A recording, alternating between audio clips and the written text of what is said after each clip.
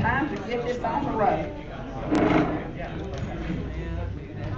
I'm looking around. Is Donna here? Morris, where are you? Morris, would you come please say a blessing for this group? Would you mind doing that? I've called on you several times tonight.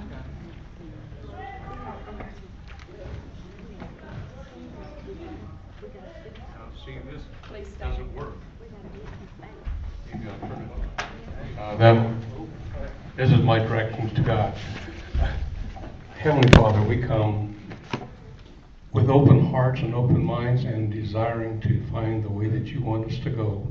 Lord, we ask that you be with us all tonight and give us direction and help us to understand what is happening and what we can do to make this a more Christian nation.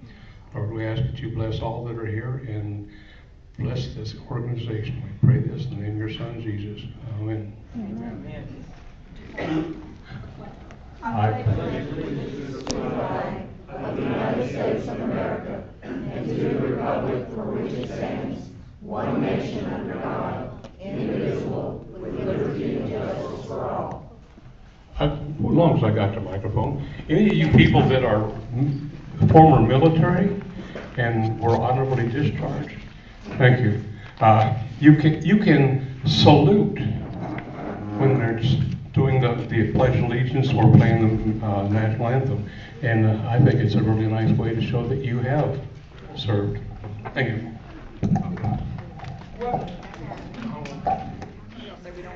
Disabled veteran. We don't want to trip Morris up. Thank you all for coming tonight. I am Scotty Keller. I know there may be a few of you. I'm the chairman of the Faulkner County Tea Party. I want to thank you all for coming. We are privileged tonight to have two gentlemen here who are going to talk to us about the Convention of States, Randy Alexander and Jason Reeves, and we'll talk about them a little bit later. But a couple of things I'd like to start with, and I'd like to say publicly, I'd like to thank the Log Cabin Democrat. For the first time, I think that I've ever noticed, we had an announcement of this forum on the front page, and I was really pleased that they did that. A couple of other things. One, this morning the FCC passed regulations which will affect all of you eventually on the internet, on internet neutrality or net neutrality. They passed that with it's a 332-page regulation which was not distributed or the public did not have access to prior to its being voted on. If any of you are interested, you can call your senators and your and your representatives and just tell them that they need to take action about that. The other thing is that Leslie Rutledge today testified in front of Congress asking that our regulations that have come down from EPA are an overreach and will highly affect Arkansas, and she asked for that to be noted, and I wanted to give her credit for that, and I called her office and said thank you. So there are some people doing some things, so please know that. Tonight, Randy Alexander, I'm sure most of you probably, Randy has spoken before us before, but he is a previous representative, and he is right now doing a lot of work with Common Core, this issue, and he's been very active. He's maintained his activity, and we appreciate that. Jason Reeves is here from Malvern? Leola. Well, I'm sorry, close. You know what I mean? It's down there. Who had like 6 to 8 inches of snow yesterday and made it anyway. He is the past chairman of the Republican Committee in Grant County. We're most glad to have you here. Y'all may know that Mark Moore is one of the probably most outspoken opponents of this Convention of States. So he comes highly recommended. Anyway, I'm going to turn this over to David Crow, who is our moderator and who always does a great job. So come on, David. Not so sure about that great job. Yeah. Okay, we're going to try to do this organized way.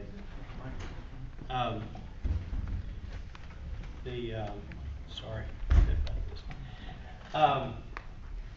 Welcome to the debate that we're going to have on the Constitution, state's Constitution, or Constitution of States, and it should be an interesting discussion. The question is should the states call for a convention to propose amendments to the Constitution? Speaking for is State Representative Randy Alexander. Speaking against is Jason Reeves, and both were introduced to you. He was the Republican Grant County Chair, and also a board member of the Arkansas Neighbors group, which promotes independent candidates as opposed to those that are Democrat and Republican. Each gentleman will receive 12 minutes or thereabouts to share comments for and against the question, and then we've also provided 3 minutes for rebuttal. And then the remainder of our time, which will be 30 minutes, 40 minutes or so, you'll be able to ask questions from the audience, and then each one of them, anytime a question is asked, we will allow each one of them to give you a brief response. And hopefully we'll keep the questions brief and the responses brief so we can get as many questions in as possible. Before the debate begins, what I'd like to do is just make a few opening comments. Article 5, and let me read that for you so there's no question about it. Now, y'all all remember this, I'm sure. The Congress, whenever 2/3 of both houses shall deem it necessary, shall propose amendments to this Constitution, or on the application of the legislatures of 2/3 of the several states, shall call a convention for proposing amendments, which in either case shall be valid to all intents and purposes as part of this Constitution when ratified by legislatures of 3/4 of several states, or by conventions in 3/4 thereof, as the one or the other mode of ratification may be proposed by Congress, provided that no amendment shall be made prior to the year 1808, shall in any manner affect the first and fourth clauses of the 9th section of the first article, and that no state without its consent shall be deprived of its equal suffrage in the Senate. That's Article 5 of the U.S. Constitution, and that's what will be discussed tonight. And in it, it describes the two methods our Constitution provides for amendments to be provided or offered inclusion in the Constitution. Both, as I understand it, must pass the same method of ratification, and that means ratified by legislatures of 3/4 of several states, or by conventions of 3/4 thereof. That's a very difficult standard. So those that are against the state's convention are concerned it would become a runaway convention and recommend an array of amendments that go beyond the scope of their assignment and therefore destroy the U.S. Constitution as we know it today. Now, those that advocate for a state's convention argue that the state's convention provides an opportunity to amend the Constitution in ways that would never occur through the U.S. Congress on such matters as a balanced budget, term limits, and states' rights. So with those few comments, what I'd like to do is to turn it over to Randy first. I think that the person who speaks for the question typically goes first, and so we'll let him do that. They both have their mics. Okay, thank you, David. Glad tonight to get to meet Jason. We were Facebook On Is the that working? bottom. See, on the bottom is green. Which on The way it is. Hello? There you go. Jason and I are Facebook friends, and in this day and age, it seems like I often end up in places where I meet people that I've been talking to and watching, but just didn't have an opportunity to meet, so glad to be able to do that. I'm in support of the Convention of States. I have to confess, until about a year and a half ago, I didn't even know there were two different ways to amend the Constitution. Because what has always been used in our country is that the Congress, the Senate and the House, both have to pass proposed amendments and then they go out for ratification in the states. That's what's always been done. I've learned there have been 2 or 3 times when we came close to a convention of states within a vote or two, but that's actually never been used. And I'm going to suggest, I have some handouts that I want to refer you to very quickly. This handout here, on the back side where it's got the blue bar at the top, if you look at that, that's a very quick overview of how the Convention of States process works. 34 states, which is 2/3, would have to submit an application for a convention dealing with the same subject. Once that is achieved, Congress is required to set a date and time for the start of the convention. Congress also has the ability to determine the method of ratification, either 2/3 of the state legislatures or 2/3 of state conventions. That is their sole responsibility, according to the Article 5. The convention would meet for a period of 6 months to a year with recesses, and they would draft language for proposed amendments, debate it, and then would pass out of the convention these proposed amendments for ratification by the states. The way it is, it does not define how many delegates you would have from a state, but regardless of if Arkansas had 5 and Oklahoma had 9 or whatever, it's one state, one vote. So regardless of how many delegates a state sends, they have to come together and their state gets one vote. So the small states have every bit as much power, if you will, as California and the rest of them. One state, one vote. When it comes out of the convention, and there could be multiple ones come out, but they would all stand alone, you would not vote in like if they passed, let's say they passed 5 proposed amendments out of the convention, it's not like you have to take or leave all 5. Each one is voted on, and if 2/3 or 3/4 of the states, which is 38 states, ratifies an amendment, it becomes part of the Constitution. So that's the overview. You also have in your hand the actual bill that is being proposed. Mine's an old version. It says draft. I think it's HJR 1003, and the Representative Ballinger in the House and Senator Jerry Stubblefield in the Senate are the sponsors. And a lot of it's boilerplate. If you'll turn to the back page and look down at line 12. Turn to the back page of this and look down at line 12. This paragraph right here is the real meat of it. This is the language that was taken from the model bill that would be the same in every state that passes this. The rest of it is just Arkansas boilerplate. So line 12, it says that the General Assembly of the State of Arkansas hereby applies to Congress under the provisions of Article 5 of the Constitution of the United States for the calling of a convention of the states limited to proposing amendments to the Constitution of the United States that impose fiscal restraints on the federal government, limit the power and jurisdiction of the federal government, and limit the terms of office for its officials and for members of Congress. That is the subject that is being promoted by the Convention of States. Now, there are actually going to be 3 bills that run together that will be voted on. And the first one of these will be tomorrow. The House State Agencies Committee, I understand, is going to take this up in the morning.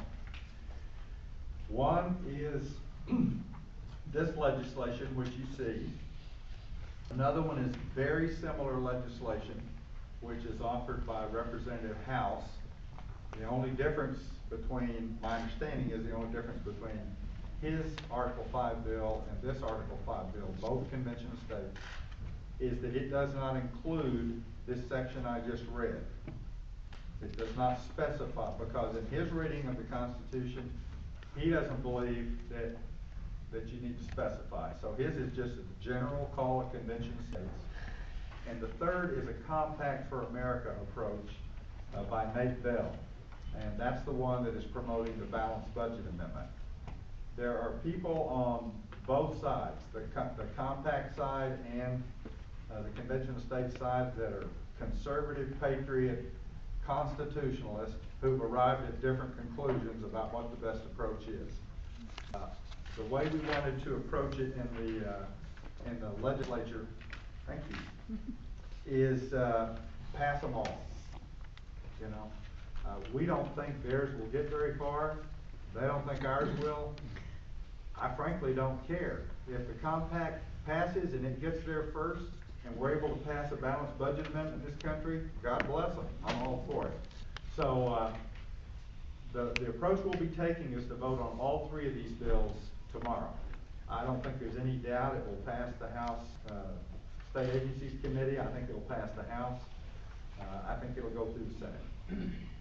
Now, those are just handouts for your information.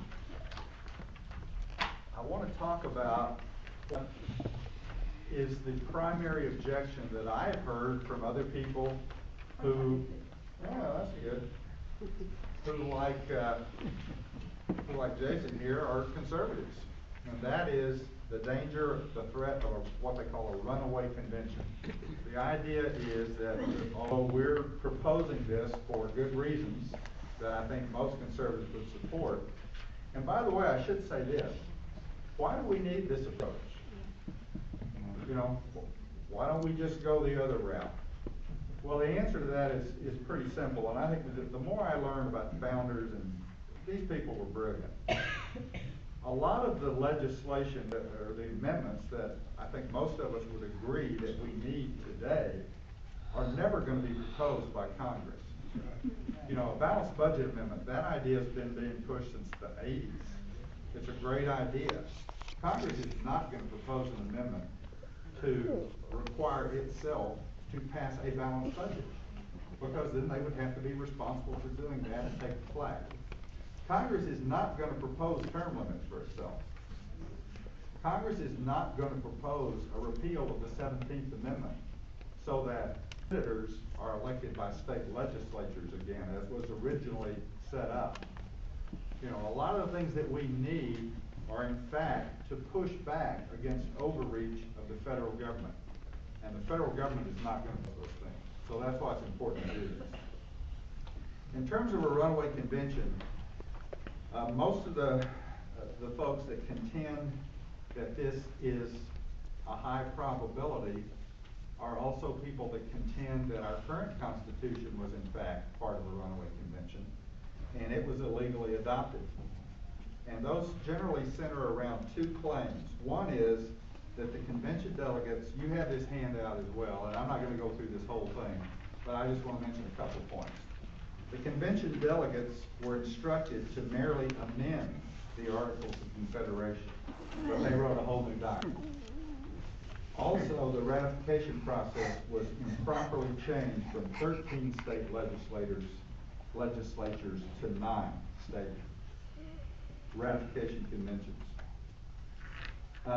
This goes into detail of the history of this. The call for this, for the original convention did not come from Congress. It came from the Annapolis Convention, which took place in Philadelphia.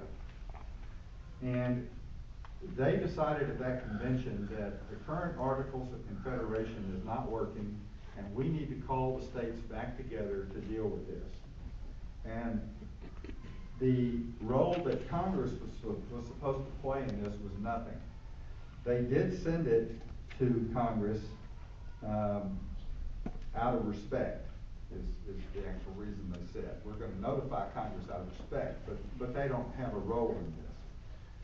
They didn't give them any authority. Under the Articles of Confederation, Congress had no authority to call a convention, none. So they did this, and the reason they gave at the Annapolis Convention for the need for this conference, this convention, was, quote, to render the Constitution of the federal government adequate for the exigencies of the Union, unquote. The Articles of Confederation were not structured in a way to allow the country to do all of the things that it needed to be able to do. So that was the charge from Annapolis, was to render the Constitution of the federal government adequate for the exigencies of the Union. It did not say you were limited to amending the Articles of Confederation. Although I think it's probably likely that some of the folks that went to that convention thought that's probably how they would deal with it. Once they got there, they decided that wasn't going to work. The other thing that was a concern is they said it was illegally ratified because it didn't require all 13 states to approve it. That comes out of the notion that originally the states were all sovereign, and it really was like 13 nations coming together and agreeing on something. In order to do that, all of the parties had to agree. But when the convention sent its draft of the Constitution to Congress, it also recommended a new ratification process. And the important thing to understand is prior to this being ratified, all 13 states agreed on a new ratification process that would only require 9 states for it to pass.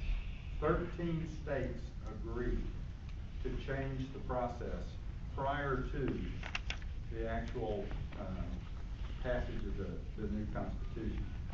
So, and that's critical. If they had not done that, then yes, they would have been in violation. But they all agreed unanimously to a new process. And that's what was passed before the actual new Constitution was passed. So there's other things we could go into, but I want to leave plenty of time for questions. And so I'll just stop right there.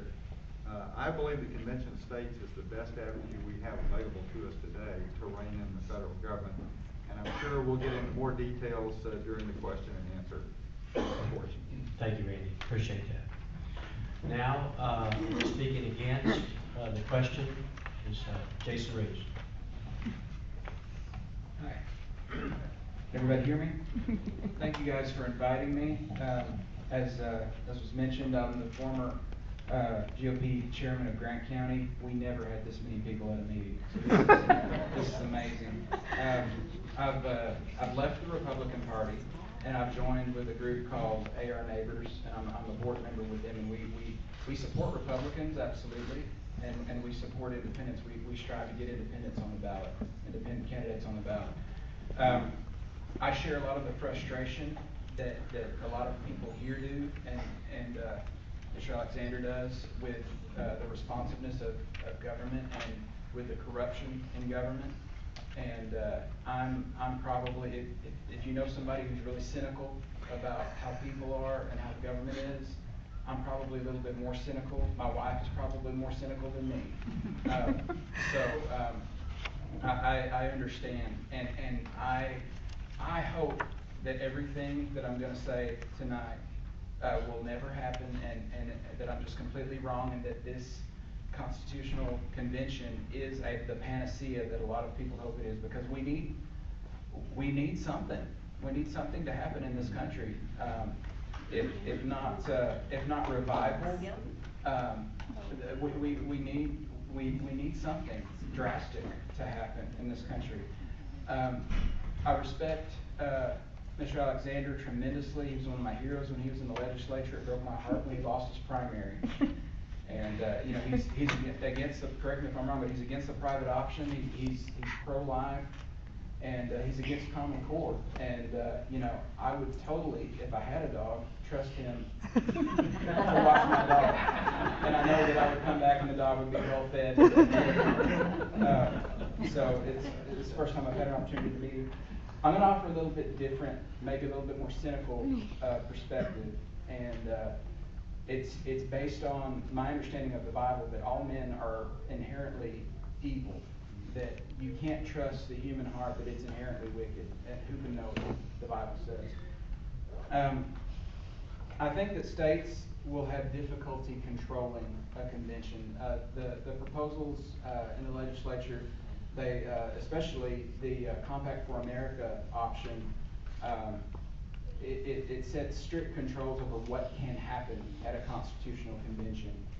And my concern is that those provisions will ultimately be unenforceable. Also, the Convention of States bill, the House Joint Resolution 1003, I think there's problems there too. There was a document, and I've got a handout that I'm going to hand out after, that has some excerpts from a document from the Congressional Research Service that was published in 2014 that analyzes what all has been done in the past and all of the legal thought to date on the Constitutional Convention, on Article 5 Convention. Now, the Congressional Research Service is kind of like the Bureau of Legislative Research in Little Rock. They are part of the Library of Congress, and they're nonpartisan, and they work for Congress. They do research for members of Congress. So, according to this document, and you can go online and find the whole document, it's like a 40-page document. During the 70s and 80s, many bills were introduced in the House and the Senate that kind of fleshed out Article 5. The necessary and proper clause of the Constitution, of course, gives Congress the power to pass legislation governing an Article 5 convention. None of these proposed bills implemented the one state, one vote scheme for the convention. Most of the proposed bills instead use the Electoral College as the model for voting at an Article 5 convention. Some schemes gave the District of Columbia its 3 electoral votes, and some didn't. Many of the proposed bills set many parameters for the convention, such as the number of delegates, the length of the convention, the proportion of delegates required for passage of amendments in the convention. Get this, most of the proposed bills reserved for Congress the right to decide whether or not proposed amendments met the criteria used for calling the convention. So this gives Congress a whole lot of control over what can happen at a convention. And maybe that would never happen, and that would be great. But the point I'm trying to make is that this is not novel to say that Congress. This is not a new thing. People have been saying this for many years, that yeah, sure, Congress, under the necessary and proper clause, would have the ability to control how a convention unfolds. So the necessary and proper clause. Congress shall have power to make all laws which shall be necessary and proper for carrying into execution the foregoing powers and all other powers vested by this Constitution in the government of the United States or in any department or officer thereof. That's Article 1. There was also a Supreme Court ruling in a case, Dillon versus Gloss, where the Supreme Court ruled, as a rule, this is a quote from the opinion, as a rule, the Constitution speaks in general terms, leaving Congress to deal with subsidiary matters of detail as the public interest in changing conditions may require, and Article 5 is no exception to the rule. That ruling was handed down in 1921. So, to what extent will Congress decide to legislate regarding Article 5? How will delegates be chosen? How many votes will each state get? Do you really want a constitutional convention where California gets 55 votes? I don't. That worries the heck out of me. What powers will Congress reserve for themselves with regard to what amendments can pass out of the convention? What path of ratification will Congress choose? What the heck does a ratifying convention in each state even look like? I don't know. There's been one. There's been one time when Congress has specified a ratifying convention for ratification of an amendment, and I believe that was the 21st Amendment, which repealed prohibition. I'm not 100% sure about that, but it's been one time. So we don't have a whole lot of precedent on that. Who would be the delegates to such a ratifying convention? We don't know. In the past, congressmen have thought that they had the power to do this, to set this. James Madison, have y'all heard of him? Oh, yeah. Yeah, okay. He was worried about the possibility of an Article 5 convention. He wrote a letter in 1788, and a quote from that letter says, "It seems scarcely to be presumable." Now, these guys, they didn't have Common Core. They had dictionaries and the Bible and Latin and Greek, and they knew how to talk good. So, if I stumble over some of these words, you'll forgive me. It seems scarcely to be presumable that the deliberations of the body could be conducted in harmony or terminate in the general good. Having witnessed the difficulties and dangers experienced by the first convention, which assembled under every propitious circumstance, I should tremble for the results of the second, meeting in the present temper of America and under all the disadvantages I have mentioned. Question: what is the present temper of America now compared to what it was in 1788? Are people more or less informed now than they were then? So that's another thing to think about. And another point I have: states won't be able to control the ratification process of any proposed amendments. Article 5 explicitly gives Congress two options to choose from: either the ratifying convention or the ratification by the state legislatures. The Supreme Court ruled that a popular referendum is not a substitute for a ratifying convention, nor can a referendum approve of or disapprove of the convention's decision on an amendment. That was in Hawk versus Smith, and this is in the handout. So if y'all miss any of these Supreme Court rulings in the handout. I didn't know about this until this week. I was doing some research for this forum, and I found out the 14th Amendment was not passed through Congress or ratified cleanly. Did any of y'all know that? Any of you constitutional scholars know that? Now, I love the 14th Amendment, and I'm glad that we have it. It's a great addition to our Constitution. All liberty-loving people can appreciate it. But, while appreciating it, we can critically examine how it came to be. So faced with insufficient votes to pass the amendment through Congress by the required two-thirds margin, some opposing senators and representatives were denied seats when Congress convened in 1866. Then they simply needed two-thirds of these seated congressmen in order to pass the amendment. So there was monkey business there. Faced with insufficient states to ratify the amendment by the required three-fourths margin, the Reconstruction Acts were passed by Congress. And the former Confederate states, with the exception of Tennessee, which had already ratified the 14th Amendment, they were then required to ratify the 14th Amendment in order to become fully part of the Union again, and were occupied by the U.S. military until they complied. Now, I don't know about y'all, but if I learned that in history in high school, it was glossed over. It was kind of skipped. I didn't know that. Even after all this show of force, the 14th Amendment was still two states short of the three-fourths needed for ratification. Ohio and New Jersey had ratified it, and then they had sent what is called a rescission. They had rescinded or taken back their previous ratification. All right? Secretary of State Seward and Congress eventually declared the 14th Amendment part of the Constitution. They just did it. They ignored the rescission requests of Ohio and New Jersey, and they just said, it's the law of the land. Deal with it. It's new normal. All right? So there have been irregularities in the past, even with a good amendment. So it was a good addition to our Constitution. Are there other possible amendments which some think are equally good, which would not be good for our country? Would people not be willing to go to such questionable lengths to secure passage of something they thought was a moral imperative? What if their idea of a moral imperative was morally repugnant to you? So that just goes to show that if Congress really, really, really wants something to be passed, they can make it happen. I'm not saying that would happen. I'm saying that that's a possibility that we can't rule out. What's the solution?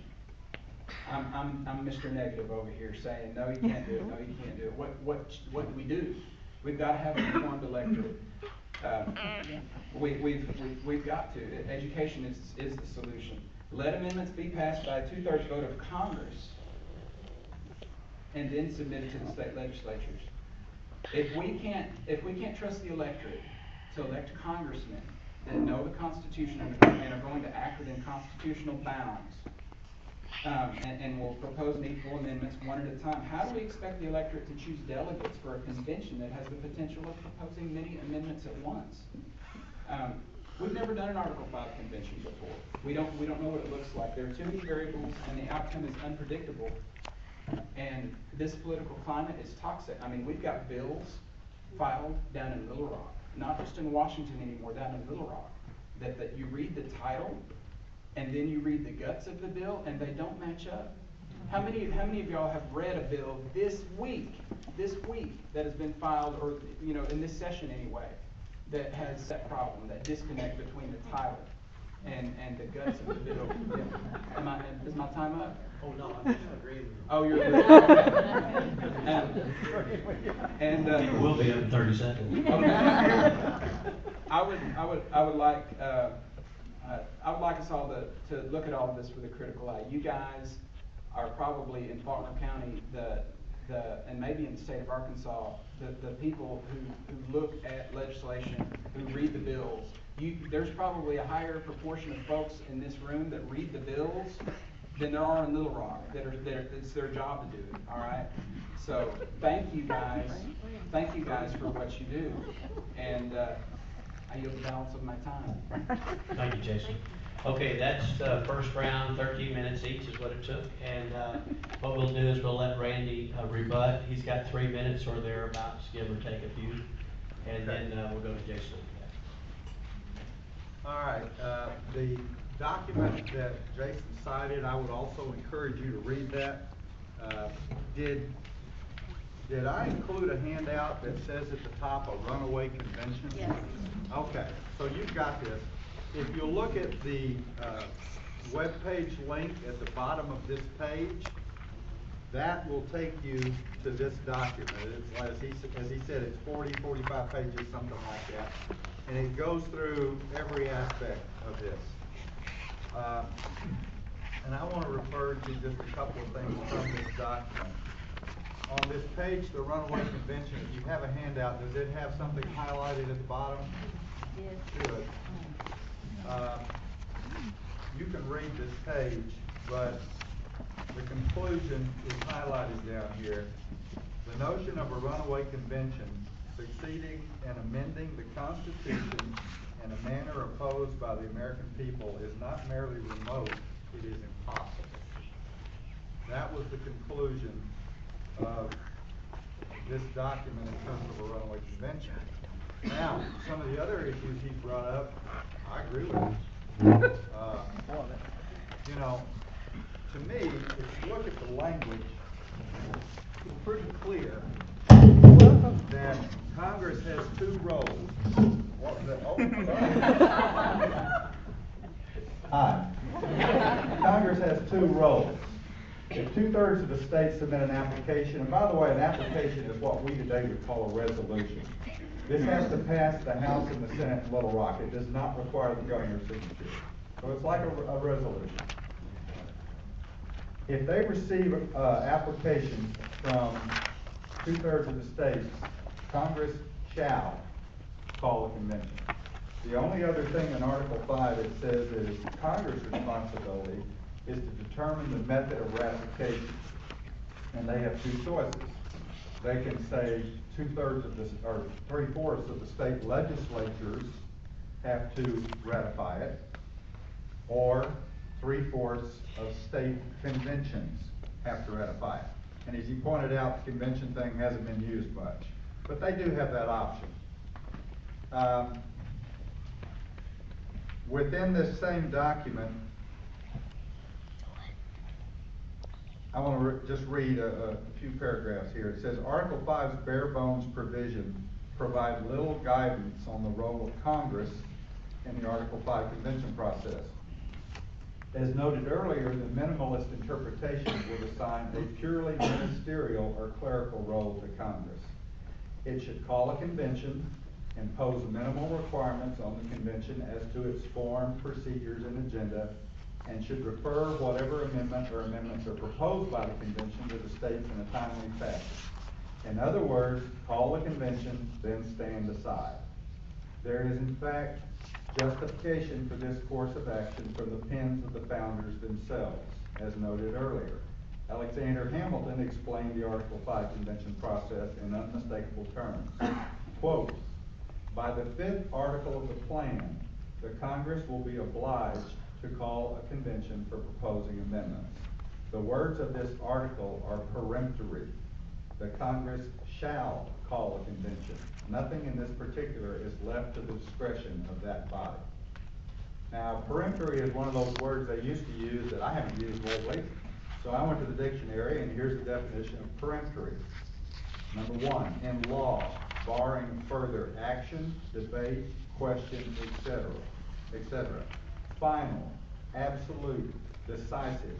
2, that cannot be denied, changed, delayed, opposed, etc. as a command. Now, this is the way most of the founders viewed this. As we all know, and others do too, there's been more modern interpretations that came up with similar conclusions. The Goldwater Institute is one thereof.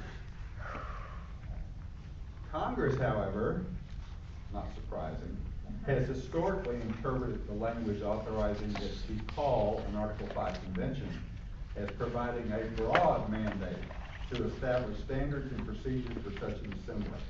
Andy, you got 30 seconds. Okay, I need more than that. This viewpoint, as opposed to the founders, evolved in the 70s and 80s as Congress considered legislation to establish procedures for an Article 5 convention, which they could never agree on. Nothing's ever been passed by Congress. So, to me, the bottom line is this. Right now, we have a runaway Congress. I'm a lot more worried about the runaway Congress than the runaway convention. Yeah.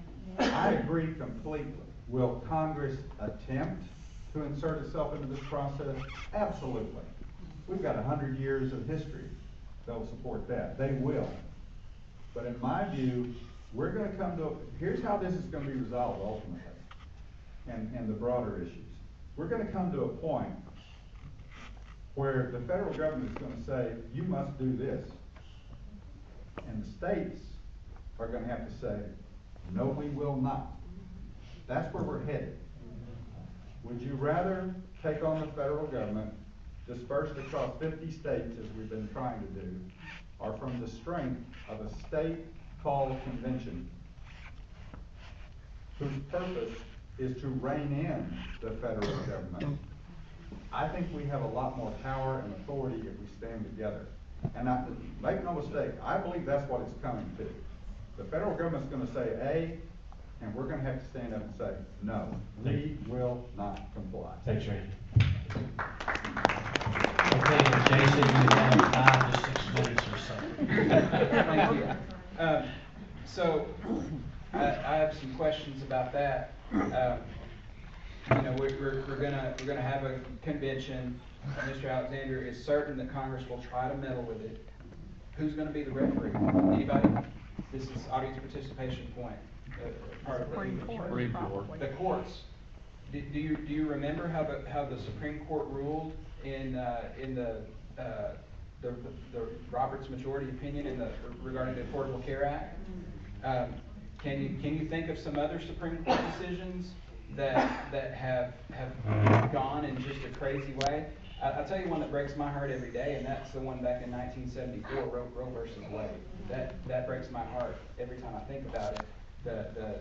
How much life has been lost because of that. You can't trust the courts to do the right thing. We're in an environment where we're not electing people because we have an uninformed electorate. We're not electing people that appoint judges that know the Constitution, that respect the Constitution. So if you take a doctor who's absolutely hostile to a patient, hasn't taken the Hippocratic Oath, and he goes and he does open heart surgery on them, what do you think their chances of a good outcome are? I think they're slim to none. So I worry we get our Constitution into the convention, we anesthetize the patient. Are they ever going to see daylight again? I don't know. I hope that the optimists are correct. But history tells me that they may not be. I don't find where there's any law that says that the states have to pass enough applications for a convention dealing with the same subject. So I don't know where that's from. Congress has thought in the past that it has the ability to set a time frame. So the 6 months to a year, Congress can set that, or at least they have historically thought they could set that in between the 70s and the 80s and the 90s when they were researching what they could do with regard to controlling an Article 5 convention. So we don't know how long this thing will be. One state, one vote. I don't find that anywhere in the literature on this, except from the folks that are currently advocating for a convention. House Joint Resolution 1003. If you'll all turn in your hymnals to the second page of that resolution that Mr. Alexander was kind enough to hand out to you. I've also got it in my handout. Line 12, what he called the meat of the resolution. Notice that it says limit. It does not say reduce. How many of you remember the Trojan horse that was in so many parades this past election season? I had the privilege of meeting the guy that was hauling it around, because we had an ethics bill that said that the ballot title was to establish term limits. We already had term limits. Yeah. We already passed term limits. Right. We didn't need to establish them. It was extending them. Yeah. So this says limit. Well, we're going to set the limit. We're going to place a limit. There's already laws limiting all of those things. So could they set a limit higher than what it is now? I don't know. I don't know, because the language is not clear enough. The other bill, I believe that's 1006, House Bill 1006. Is that the article Compact for America? Is that 1006? No, that's a different number. Yeah, it is. Yeah, it's HB 1006. I have a whole lot of questions about that, about 10 questions. Part of that compact says, and this will be in my handout, all of my questions that I've sent to Representative Ballinger about this. As of today, I've not received a response to any of them. But it says that if this is passed, then all state laws of Arkansas in conflict with the compact are hereby repealed. So one of my questions was, has there been a legal review to see if any laws or what laws will be repealed if that's passed? And it talks about funding. We're going to be on the hook for funding this convention. We don't know to the tune of how much. We don't. This is the question in my mind. And I'm convincible. I'd like to think I'm convincible and that I'm an open-minded guy. If I can get all my questions answered, I'll go put up yard signs for you people. I'll go put in my job application with the Convention of States, and if I can get my questions answered satisfactorily. So I bring questions to you. I don't bring accusations. I think that Mr. Alexander's a man of integrity. He's a man of his word. He wouldn't be doing what he's doing if he didn't believe in it 100%. There are other legislators turned lobbyists that they're just mercenaries. They'll work for anybody. This isn't one of those guys. So, we're friends. We have a disagreement. I'm sure some of you in the audience, you don't see my point of view. But hopefully after tonight, you've got some more to think about. So, I yield the balance. Very good, Justin. Okay, now I'm going to switch out mics. I'm going to let you have one, so when it does fall, you can pull the cord. And I'll take this so I can walk around. I forgot it was in my pocket. What we're going to do now is we're going to turn it over to y'all. And so if you have questions, and I'm sure there's probably plenty after that exchange. And so anybody have the first question? Morris. Oh, yes. My question is, with the declaration the Congress that doesn't follow our laws now, and a president who definitely violates and goes strictly against the Constitution and is not stopped, why do we feel that another amendment would make a difference? Is that for both of us? Or Yeah. Yeah. Well, just briefly respond to it. We'll start with Randy. It's obvious to you. Well, obviously what you're saying is true, and there's been a long history of that, and it's getting worse every year, has been my view of it. And all of the questions that have been raised, I agree with. You know, are they gonna try to do this? You bet they are. But, you know, the answer, education, well, you're a group that's involved in education. How many of you think that'll work? And even if you educate enough people to do this, is that suddenly automatically going to prevent the federal government from stepping in and misinterpreting something? No. You know, we've got to understand that ultimately this is going to come down to a standoff. You know, the Constitution says the federal government has a limited role. And the federal government was created by the states, not the other way around. And the 10th Amendment says that anything that is not specified as a federal responsibility or authority, then that belongs to the states and the people. The answer to this is going to come when the people stand up against the federal government. I think the likelihood of that happening is greater with a convention of states than any other mechanism I can think of. Is it foolproof? Is the federal government going to stand by and let you do it? Of course they're not.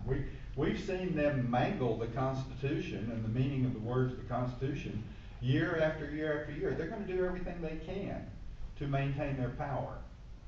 The question is, how do we get the people to the point where they say, no, we're not putting up with this anymore? Education's one approach. We've been trying that for a while. Is it working? Jason, you want to say anything? Sure. Very, very briefly, you can't make a scoundrel stop being a scoundrel by making a rule not to be a scoundrel. So I question whether more laws, more amendments are really what's needed, because the laws that we have are already not being enforced. The Constitution that we have is already not being enforced. And until we create an educated citizenry, and it's not a lightning fast thing to do. It's not something that can happen overnight. And it's going to take. How long has it taken us to get to where we are? It's going to take at least that long to get us out of the hole. There are no quick fixes. There is no free lunch, and it's going to take a long slog. And you know, I don't know exactly when. I can't give you a date and say, well, if you educate people, then by this date everything will be okay, because it's a process. Let me ask you this. It's in the Constitution. What we're talking about tonight is in the Constitution. So the forefathers put it in there for a reason. So, and I think it was intended to protect states' rights. So why would we not want to use it? And I'll start there with you and go Randy. Well, because of all the reasons I've outlined, you know, I don't know if our founding fathers could have foreseen the state of our nation today, Yes. where you have people who don't know what's going on in their country. They don't know their left hand from their right. They don't know what the Constitution says. They don't know what their laws are. They don't know who their representatives are, and people are completely disconnected from the government. Back in 1787, when the Constitution was written, people knew what was going on. People were aware, and I think in a more educated and enlightened time like that, I think you know, even James Madison, he said he trembles at the thought of a second convention. But I think it could have happened a lot more cleanly then. In the political climate we've got now, when people, you know, if I gave you a choice of three things and asked you to choose which would be the headline, and one of them had to do with inflating footballs or underinflating footballs, and the other two had to do with our national debt and you know, some sort of foreign policy issue. The one that's going to lead is the underinflated football story. And back in the 1700s, that would have been on the back page, you know, under the fold. So it's ridiculous what our priorities have devolved to. And so in this climate, where Honey Boo Boo is on TV and you know, so much garbage is in our culture, I think it's a toxic time for our country, and you don't open up the patient in a non-sterilized room. Randy, you want to give a brief response or anything? I agree with what he's Okay. saying. Again, the solution, what is it? From what I've read of the quotes of the founders, I think they absolutely knew this could happen. And I think that's the reason they put it in there. They were students of history, and they were aware that every government had moved in the direction of central control and loss of liberty. And they tried to come up with something different, and I think Article 5 is part of that. Mr. Reeves, first of all, I take exception with your statement that people are not engaged. There is an element of society today that doesn't care. Okay, but Arkansas is a great example of citizens concerned with what's going on. And if you look at those that were elected to the federal offices, you look at the state, there are people paying attention. And those folks are the ones that are going to be the watchdog for the folks that are sent to this convention. The masses, they don't care. And you know, we can run around and holler that the sky is falling, but stick our head in the sand, that's not going to change anything. This is in the Constitution as a procedure to rein in the federal government, and the federal government is out of control. How many of you here tonight are happy with what's going on in the Senate today? Okay? And I only voted for a couple of those guys there, all right? I know where they're at. I know where they live. I know where the guys that represent me in this state live. And by gosh, if some crazy thing, I'm going to be knocking on their door saying, what are you doing? That's not what we sent you there for. So, you know, we can be concerned, but what the masses are going to do, is Congress going to go off on some crazy, you know, is Harry Reid going to, you know, move his patch to the other eye and come up with a great idea? That'd be the case, but this is a constitutional procedure, and something has to be done about term limits, about the budget, about where we're going. So I thank you, but I take exception that the people don't care. They do care. Mr. Reeves, it seems to me that what you're saying about which are negative is the uncertainties of it. The overall plan, yeah, there's too much we don't know. You're also saying we need an informed public. That'd take a while. I wish we had an informed Congress. I would like that. You know, I'm not trying to interrupt you, but I remember a great video clip from Mark Pryor stating that, you know, you don't have to have an IQ test to get into Congress. That's right. So maybe you should. So what I'm asking, And he proved it. So what I'm asking is there a way to take Article 5 and streamline it, simplify it, so that it becomes a threat to Congress, and anytime a group of states starts talking about calling a convention, then Congress says, y'all know what's going on in the country? We need to get our act together right now. We need some kind of threat on them. So could this Article 5 be simplified? I guess that's my simple question. Are you saying that, are you asking if the process could be simplified, or if the Constitution could be amended so that it's more clear what happens, or? More clear, define it. Okay. Well, like I was saying, the necessary and proper clause gives Congress the power to flesh out the skeleton of the articles in the Constitution.